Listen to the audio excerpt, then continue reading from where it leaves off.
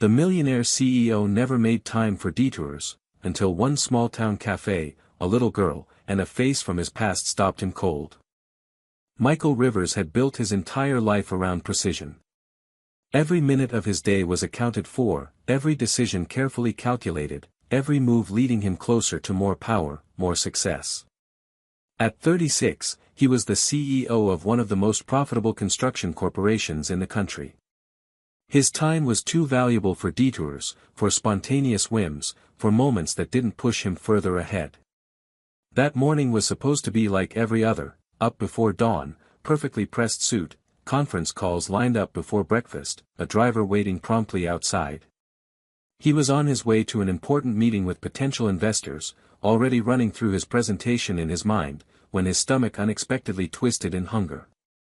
The plan was to make it to the city without stopping, but when he saw a small roadside cafe up ahead, something impulsive overrode his schedule. It was a tiny place, almost invisible if not for the hand-painted sign and a few battered tables outside. Against every instinct, Michael told his driver to pull over. He needed coffee, maybe a quick bite, but more than that, he felt an odd tug in his chest he couldn't explain. The air was crisp as he stepped out of the car, his polished shoes crunching against the gravel lot. The cafe looked like it had been there forever, a weathered building with chipped paint and flower boxes clinging stubbornly to life.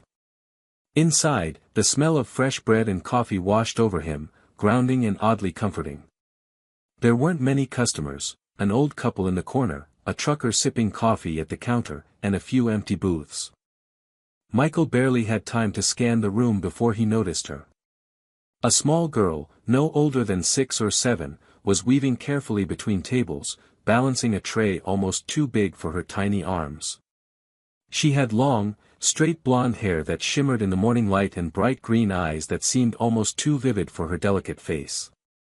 She wore a simple white apron over a faded dress, and though her movements were careful, he could see the natural clumsiness of a child doing a job much too big for her. She approached him with a shy, determined smile and held out a menu with her small hand.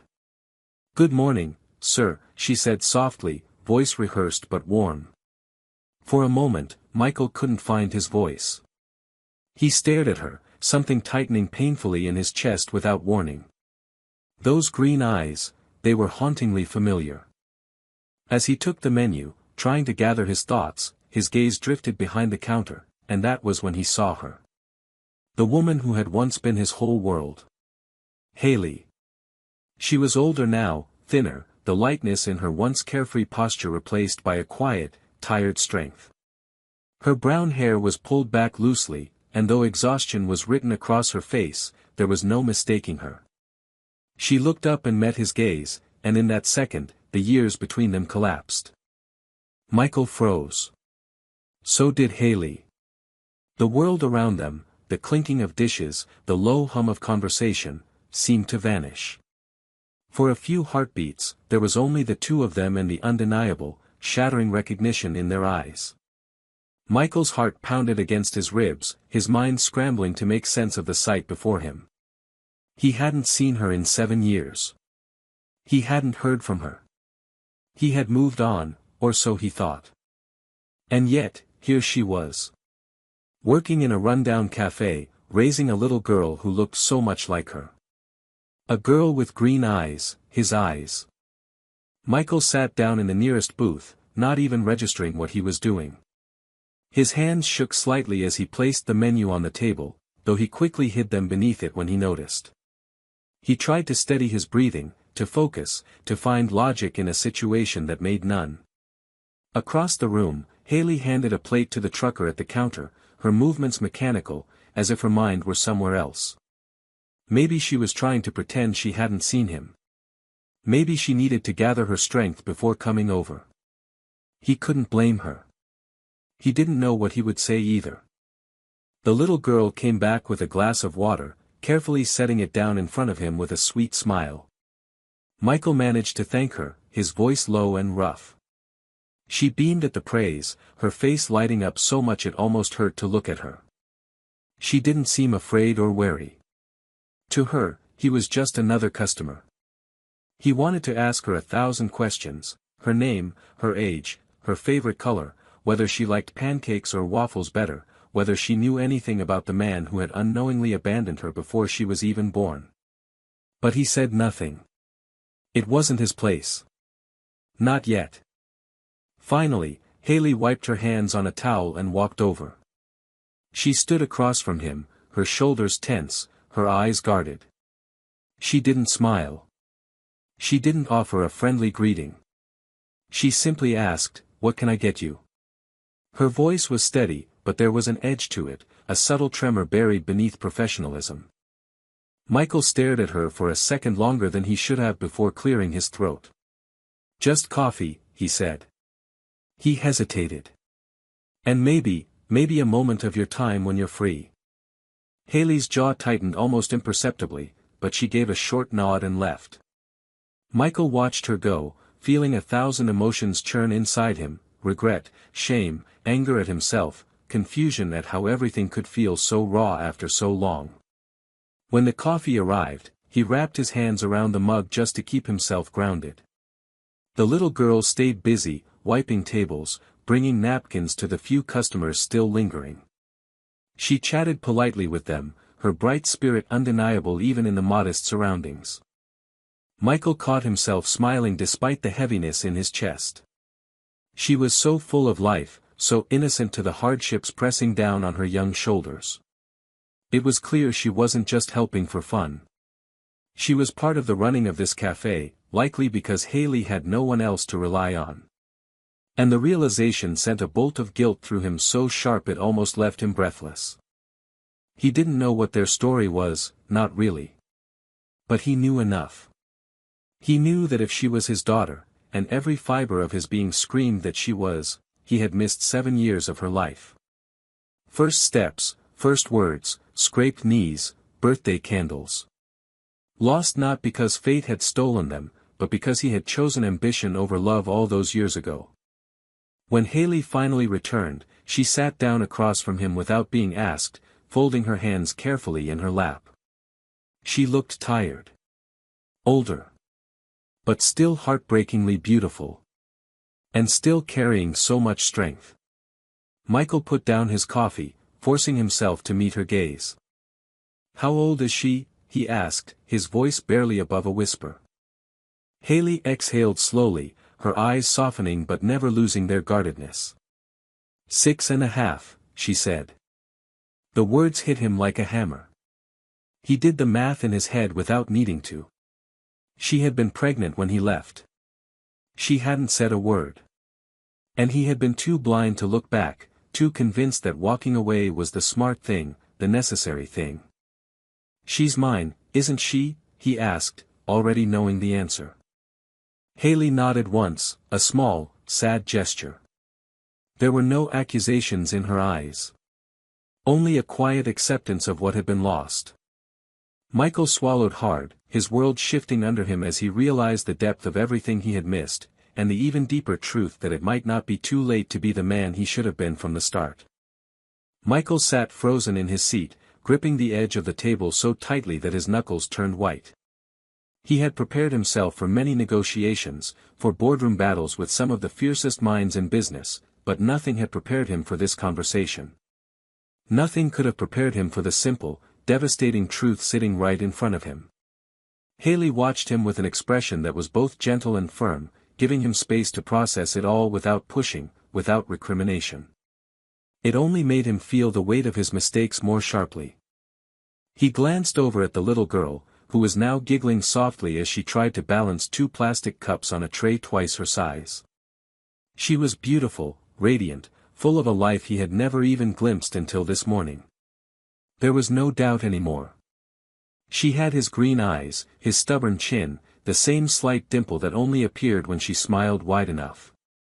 And in that moment, Michael understood with absolute clarity that no business deal, no financial empire, no trophy of success could ever matter more than what he had already lost and what he still might save. When he turned back to Haley, his voice was quieter, more raw. "Why didn't you tell me?" he asked, though a part of him already knew the answer. He remembered who he had been back then, hungry for more, desperate to prove himself, blind to everything that didn't fit into the plan he had drawn for his life. Haley's hands twisted together in her lap before she spoke. "Because you made it very clear," she said, her tone gentle but unwavering. "You didn't want anything slowing you down. You had your path laid out, Michael. I didn't fit into it anymore. And I thought if I told you about her, you would have felt obligated. I didn't want our daughter to be someone's obligation. She deserved better than that." Her words hit harder than any accusation could have. He hadn't just walked away from Haley, he had unknowingly walked away from his own blood, from a life that might have grounded him, saved him from becoming so hollow inside. He felt the urge to apologize, but the words seemed too small for the damage that had been done. "I didn't know," he whispered, more to himself than to her. "I know," Haley said softly. "But knowing now, what are you going to do?" The question hung between them like a heavy weight. It wasn't an accusation. It wasn't even a challenge. It was a door, cracked open, waiting to see if he had the courage to walk through it. Michael sat back, breathing slowly, thinking harder than he had in years. The easy choice would have been to walk away again, to tell himself it was too late, that the damage was irreparable. But looking at Haley, at the little girl stacking sugar packets into a tower at the next table, he knew he could never make that mistake again. "I want to know her," he said finally, the words steady, his decision absolute. "I want to be part of her life, if you'll let me. Both of your lives." Haley looked at him for a long moment, her green eyes searching his. She didn't say anything right away, and he didn't rush her. He knew trust wouldn't be rebuilt in an instant. He had to earn it, day by day, word by word, action by action. Finally, she gave a small nod. Not a full agreement, not yet, but a beginning. Michael exhaled slowly, feeling something inside him begin to shift. For the first time in years, he wasn't chasing after success. He was chasing after something real. Something that could never be measured in dollars or deals. And for the first time in his adult life, he knew he was exactly where he needed to be. The following days moved with a kind of strange slowness, as if the world had shifted slightly on its axis and Michael was still learning how to walk on it. Every morning, he found himself pulling into the gravel parking lot of the little cafe without even thinking about it. His driver, at first confused, quickly learned not to question it. Michael no longer wore his suits and polished shoes here. Instead, he arrived in jeans and rolled-up sleeves, trying to shed the layers of his old life piece by piece. He would sit at the same corner table and wait for her, the little girl with his eyes, to bring him a menu she knew he didn't need anymore. At first, Sophie, as he had finally learned her name, treated him like any other customer, polite but distant. Haley remained cautious too, always keeping a watchful eye, never fully relaxing. But Michael did not push. He let the moments build themselves naturally. He helped when the cafe got busy, carrying plates, wiping tables, changing the light bulb that flickered near the counter. He stayed late enough to stack chairs and sweep the floor when Haley's exhaustion became too obvious to hide. It was small things that began to open the door between them. One afternoon, Sophie tripped over a loose mat and scraped her knee. Michael was the one who picked her up and carried her to a chair, his heart hammering with protective panic. He cleaned the wound gently while she sniffled, and he didn't let go until she smiled again. That night, Haley thanked him quietly as she locked the door behind the last customer, her voice softer, more real. Sometimes Sophie would sit with him during the slow hours, coloring pictures and explaining the rules of made-up games with deadly seriousness. She told him about her favorite animal, horses, her favorite ice cream, mint chocolate chip, and her dream of becoming a ballerina. Michael listened to every word like it was the most important business meeting of his life. He learned that Haley had kept the cafe after her parents passed away, struggling to make ends meet alone. He learned that there had been offers to buy the land, to turn it into a gas station or a mini-mart, but she had refused every time. This cafe wasn't just a business. It was a promise to herself that she could build something stable for her daughter with her own two hands, even if it meant constant worry, even if it meant exhaustion. Michael began to see the small cracks beneath Haley's strength, the way her hands trembled when she thought no one was looking, the nights she stayed up balancing the cafe's books by hand, the deep sighs she let slip when she thought she was alone. He wanted to fix everything immediately, to throw money at the problem and make all the pain go away. But he knew that would only insult her. Haley didn't want a savior. She wanted someone who would stay. One evening, after closing, Haley handed him a mug of coffee and sat down across from him. The windows were dark, the tables wiped clean, the faint hum of the refrigerator the only sound. She studied him over the rim of her cup. "You're different now," she said finally, almost like an accusation but softer. "Not the man who left." Michael met her gaze without flinching. "I'm trying to be," he said. "I don't know if it's enough. But I know it has to be real." Haley looked down at her cup, her fingers tracing the chipped edge. "She deserves someone real." "I know," he said. "So do you." There was no dramatic reconciliation, no grand declarations. Just two people sitting in the soft quiet of a battered cafe, slowly stitching together a fragile, necessary trust. Michael realized that night that change wasn't a single act or decision. It was 1,000 small choices, made over and over again, to stay when it would be easier to walk away. And he had never been more certain in his life that he would stay. As summer deepened, Michael's connection to the cafe and the small family within it grew stronger. The days no longer felt like interruptions to his real life, they felt like his life. Meetings were rescheduled or cancelled altogether, important calls were pushed to the margins of his calendar, and somehow the empire he had once believed needed his constant attention continued to function without his every breath. Each morning he drove himself instead of using a chauffeur, arriving at the cafe before the doors even opened, ready to help Haley set up tables, fill salt shakers, and brew the first pot of coffee. Sophie would run to greet him with an enthusiasm that squeezed his heart every time, her little arms wrapping tightly around his waist, her trust growing without demands or conditions. Michael learned the rhythms of the cafe as intimately as he once knew the rhythms of the stock market. He knew which regulars liked extra butter with their toast, which ones needed a quiet smile but not conversation. He learned how to make the coffee the exact way Haley liked it, strong but not bitter, with just a splash of milk. He learned Sophie's moods, when she needed laughter and when she needed someone simply to sit quietly and color beside her. Slowly, the walls between them all thinned until they barely existed.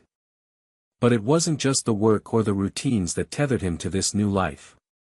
It was the moments in between, the sight of Haley brushing a strand of hair behind her ear while taking an order, the feel of Sophie tugging his hand to show him a crayon masterpiece, the quiet smiles exchanged over tired but happy breakfasts after the rush of customers ended.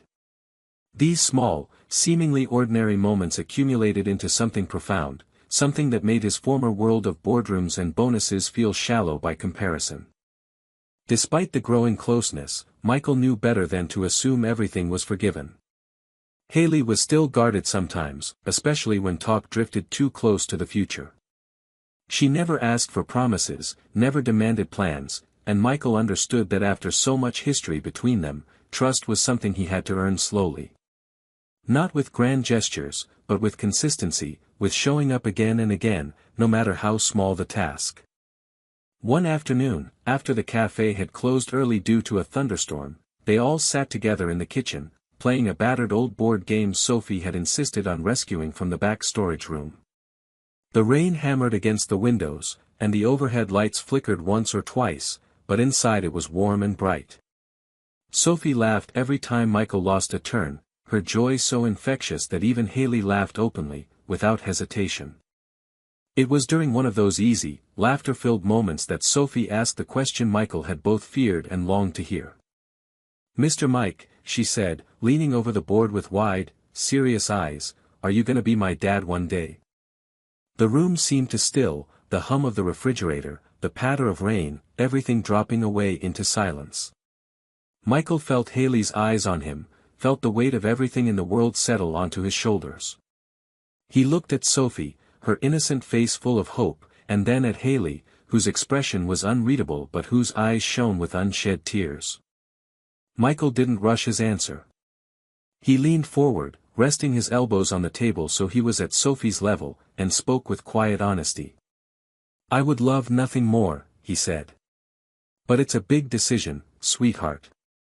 It's something your mom and I have to talk about and work through, so we can do it right. Because you deserve it to be right." Sophie nodded solemnly, seeming satisfied, and went back to her game. Haley remained silent, but when Michael dared to glance at her again, she gave him the smallest, almost imperceptible nod of approval. A beginning. A fragile, precious beginning. That night, after Sophie was asleep in the small room above the cafe, Michael and Haley sat outside on the back steps, a thin mist still hanging in the air after the storm. They didn't speak for a long time. They simply existed side by side, breathing the same cool night air, watching the stars blink uncertainly through the cloud cover. Finally, Haley broke the silence.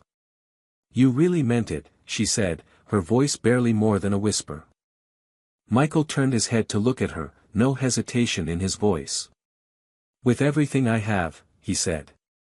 And for the first time, Haley leaned into him, resting her head against his shoulder, letting him carry some of the weight she had held alone for far too long. Summer slowly faded into the first crisp days of autumn, and with it came a new kind of settling, one that Michael had never experienced before. The chaos of city life, the endless chase for more, the cold luxury he had once wrapped himself in, all of it felt so distant now, almost like a life he had watched someone else live. The cafe had become more than just a place he visited, it was home in every way that mattered. Haley had opened a space for him in their lives, not with grand gestures or emotional declarations, but with simple, daily trust, the kind that was earned, not given freely. Sophie now ran to him without hesitation, her arms flung wide every time she saw him, her giggles lighting up the entire room. She began calling him Dad, sometimes without even realizing it, slipping the word into casual conversations, as natural as breathing. The first time it happened, she was coloring a picture of their little cafe family and simply said, "This one's you, Daddy," without looking up. Michael's heart had clenched so hard it had been difficult to breathe, but he had managed to smile and nod, his voice steady even though everything inside him trembled with emotion. Haley saw it too. She saw the way Sophie had stitched Michael into the fabric of their lives as if he had always been there, and though it scared her, it also softened her. Their conversations grew deeper, quieter, filled with the kind of openness that only comes from shared vulnerability. They spoke about the hard years Haley had survived alone, the nights she stayed up worrying how she would pay the bills, the mornings she cried in the shower so Sophie wouldn't hear. Michael listened, every word cutting deeper into the old wounds he carried, but he never once interrupted or tried to make excuses. He knew silence could be an apology too, if it was filled with understanding and not pride. Sometimes after Sophie went to bed, they sat together in the cafe's small back office, sorting through paperwork or sipping coffee in comfortable quiet. Other nights, they simply leaned against the counter and talked about nothing at all, about books they never finished reading, about places they once dreamed of visiting, about silly things Sophie had said during the day. These moments were ordinary on the surface but sacred underneath, stitching together the rift between them with careful, invisible threads. As the season changed, Michael made small changes of his own. He officially stepped back from his role as CEO, moving into a chairman position that required far less of his daily attention. The board was stunned, but he didn't care. For the first time, he wasn't chasing more. He was protecting what he had found. He didn't announce it to Haley, didn't present it like a grand sacrifice.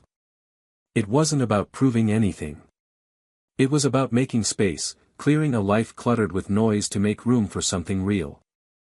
One particularly cold evening, Haley surprised him by asking if he wanted to help redecorate the cafe for the fall festival the town hosted every year. He said yes immediately, even before she finished the question. They spent the afternoon untangling strings of orange lights, hanging paper leaves from the ceiling, and arranging pumpkins Sophie had painted with messy, colorful faces. It was the kind of day that was sticky with laughter and small frustrations, the kind of day that mattered more than all the important meetings he had ever attended combined. When the decorating was finished and the cafe glowed warmly against the early dusk, Haley stood beside him, arms crossed, surveying their work. For a moment, she said nothing. Then, so quietly he almost missed it, she said, "Thank you for not giving up this time." Michael didn't answer with words. He reached over and laced his fingers with hers, a simple, steady promise. And this time, he meant it with every beat of his heart. The morning of the town's fall festival arrived with a bright, cold breeze that carried the smell of wood smoke and fallen leaves. Michael woke up early, earlier even than Sophie, and for a long time he just lay there in the guest room above the cafe, listening to the quiet hum of the small building he had come to love more than any skyscraper he had ever worked in. The sun rose slowly, spilling gold across the wooden floor, and with it came a sense of peace, steady and real, the kind he had spent his whole life chasing in all the wrong places. Downstairs, the cafe was already buzzing with life. Haley was tying orange and gold ribbons around the chairs, her hair pulled into a loose braid, a few strands falling around her face. Sophie was running from table to table, making sure each pumpkin she had decorated was perfectly placed, her cheeks flushed pink with excitement. Michael joined them quietly, slipping into the rhythm without needing to be asked. They were a team now, moving together, laughing softly at little mistakes, their movements easy and sure. As customers began to trickle in, the small cafe transformed into a hub of laughter and music, the air thick with the smell of cinnamon and baking bread. Michael manned the small cider stand Haley had set up outside, serving steaming mugs to townspeople who greeted him like he had always been part of the community. No one treated him like a millionaire or a CEO. They treated him like Michael, the man who helped clean tables, who repaired the broken chair last week, who stood in the cold smiling because he wanted to, not because he needed to impress anyone. In the middle of the afternoon, while Haley was inside handling a rush of customers, Sophie tugged at Michael's hand and pulled him toward the little stage set up near the fountain. A group of children were gathering there, preparing for a small talent show. Sophie, cheeks pink with nervous energy, whispered that she had signed up to sing. Michael knelt down to her level, brushing a strand of hair from her face, and told her that no matter what happened, he was proud of her. Her eyes lit up with that pure, fierce happiness only a child can show, and she threw her arms around his neck before running off to take her place in line. Michael found Haley just as the first performers started, and they stood together at the edge of the crowd. The small stage was framed by trees just starting to turn amber and red, and in the center of it all was Sophie, clutching a small microphone with both hands. When the music started, her voice was small and shaky at first, but as she found the melody, it grew stronger. She sang about family and belonging, about finding your place, about holding on when the world feels too big. Her voice wasn't perfect, but it was filled with so much heart that Michael felt something crack open deep inside him. He looked at Haley and found tears shining in her eyes. Without thinking, he reached for her hand, and this time she didn't hesitate. She laced her fingers through his, squeezing tightly as if she needed him as much as he needed her. In that moment, it didn't matter what had come before. The missed years, the pain, the choices they wished they could take back, all of it was part of the path that had led them here, standing together under a sky heavy with autumn light, watching their daughter sing the story of their new life. When Sophie finished, the crowd erupted into applause, and she beamed, her whole face glowing.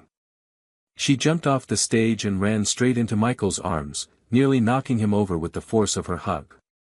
He lifted her high into the air, laughing, and when he set her down, she grabbed Haley's hand too, pulling them both close. They stood there for a long time, the three of them tangled together, and for the first time in his life, Michael understood that real success had nothing to do with money or titles. It was right here, in the small arms wrapped around his neck, in the tired but radiant smile on Haley's face, in the weightless feeling of knowing he had finally made it home. The first frost came early that year, covering the grass and rooftops in a thin layer of white that shimmered in the morning sun. Michael woke up with Sophie curled against him on the couch, a forgotten picture book still open on his lap. Haley was asleep in the armchair nearby, her head resting against the back of the seat, her legs tucked underneath her for warmth. The cafe had closed early the night before, giving them a rare evening to just exist without customers or obligations, and somehow the quiet moments had stretched into sleep without anyone even realizing it. Michael stayed still for a moment, breathing in the soft, steady rhythm of his daughter's sleep, feeling a kind of contentment he had never known before. He eased himself up carefully, carrying Sophie to her small bed upstairs, tucking her in with the practiced care that had become second nature. When he returned to the living room, Haley was awake, blinking sleepily at him. She smiled, slow and genuine, the kind of smile that felt like it belonged only to him. He crossed the room and sat down beside her, taking her hand without a word. They stayed like that for a long time, listening to the creaks of the old building settling around them, the whisper of the wind outside, the beating of hearts that no longer raced out of fear or doubt but moved steadily forward together. Later that morning, Michael drove them into town for breakfast at the small diner they had started frequenting on Sundays. Sophie chattered in the back seat, recounting every tiny detail of her school week with the breathless enthusiasm of a child who trusted completely that she was being heard. Michael listened to every word, laughing when she made jokes, asking questions when she got too excited and jumbled her stories. Haley watched him with a soft expression that spoke volumes about how far they had all come. At the diner, the waitress knew them by name now, bringing Sophie's favorite chocolate milk without being asked and slipping an extra packet of crayons onto the table. Michael looked around at the small-town life he once would have scorned for being too slow, too simple, and realized he wouldn't trade it for anything in the world. Not even the billions he once chased with every waking breath.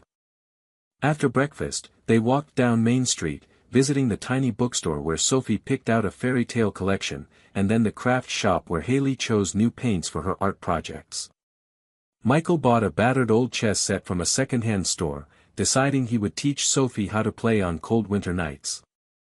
They ended the morning at the town square, where a few vendors had set up stalls selling handmade candles, knitted scarves, and jars of local honey. Michael bought a jar for the cafe without thinking twice, laughing when Sophie insisted on trying a sample from every booth. As they walked back to the car, Sophie skipped ahead, twirling with the boundless energy only children seem to have. Michael slowed his pace and reached for Haley's hand. She intertwined her fingers with his easily, naturally, as if she had been waiting for him to do it all along. "I'm scared sometimes," Haley said suddenly, her voice quiet but steady. "That this could fall apart. That you'll wake up one day and realize you want something else again." Michael stopped walking, pulling her gently to a halt with him. He turned her to face him, brushing a strand of hair away from her eyes. "There's nothing else I want," he said with quiet certainty. "There's nothing else I'll ever want again." Tears welled in Haley's eyes, but she blinked them away quickly, smiling instead, a little shy, a little amazed. Michael leaned forward and kissed her forehead, a tender promise written in every movement. When they reached the car, Sophie was waiting, bouncing on her toes, her arms full of treasures she had collected along the way. She grinned up at them, completely secure in the knowledge that they would always come back to her, that they were hers as much as she was theirs. Michael opened the car door and helped her climb inside, fastening her seatbelt with a care that was second nature now. As he turned back to Haley, he realized that what they had built, piece by fragile piece, was stronger than anything he had ever created with concrete or steel. It was love that didn't shout but endured. It was family, unexpected and imperfect and absolutely perfect in its own way. As he slid into the driver's seat and started the car, Michael caught a glimpse of his reflection in the rearview mirror. He didn't see the cold, driven CEO he used to be. He saw a man who had nearly lost everything without ever knowing it, and who had somehow been given the extraordinary chance to find it again. He smiled and drove them home. What I love most about the ending of this story is how deeply earned it feels. It's not about dramatic gestures or sweeping promises, it's about quiet choices made every single day, about building something real from broken pieces. Michael's journey shows that true success isn't measured in wealth or status, but in the relationships we nurture, the forgiveness we ask for, and the love we are brave enough to fight for.